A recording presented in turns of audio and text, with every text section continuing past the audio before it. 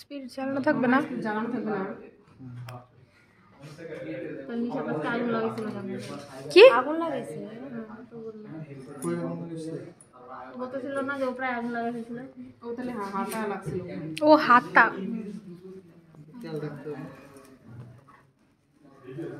Hit কোগুলেশনে নিতে হবে test টিউবে কতটুকু 2/3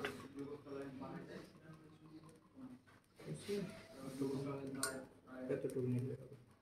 নিয়ে আপার পোরশনে হিট দিতে হবে। আপার পোরশনে কেন?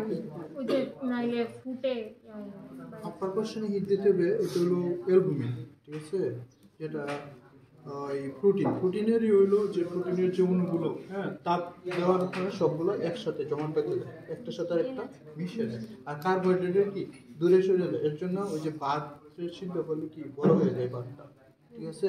আবার ডিমের কুসুমে ইয়ে করলে কি একসাথে দুইটা হইতে যায়।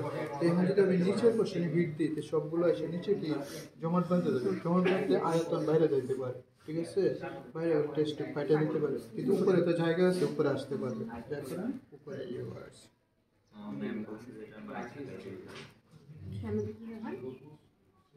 ঝাঁকানোর কথা ম্যাম বলে না। না দেখে মানে বলছে এমনিতেই হবে। মামা কোশ্চেন কে এগুলো জিজ্ঞেস করে যে আপার টু অন সাইডে কেন হিট দেওয়া হচ্ছে? হ্যাঁ, মিনিমাম বলছিল জিজ্ঞেস করা হয় নাকি? জানিস তো এটা হিট দেওয়ার পরে আপনি বয়েলিং পর্যন্ত হিট দেওয়ার পরে কি গুলো হয়েছে অপোজিটিভ প্রেজেন্ট, মানে এটার মধ্যে যদি আমি 5% অ্যাসিডিক অ্যাসিড দেওয়ার আগেই যদি মানে গোলা হয়ে যায়, গোলাটে ভাব হয়ে যায়, তাহলে ফসফেট প্রেজেন্স অফ ফসফেট, ঠিক আছে।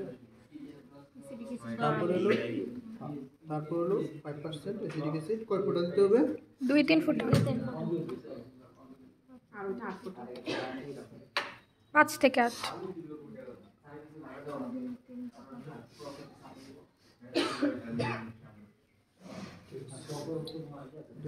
দিয়ে আবার শীত দিতে হবে আপ টু বয়েলিং পর্যন্ত। যদি ওই গোলাটে ভাবটা থাকে, হ্যাঁ, তাহলে প্রেজেন্স অফ অ্যালবুমিন, ঠিক আছে।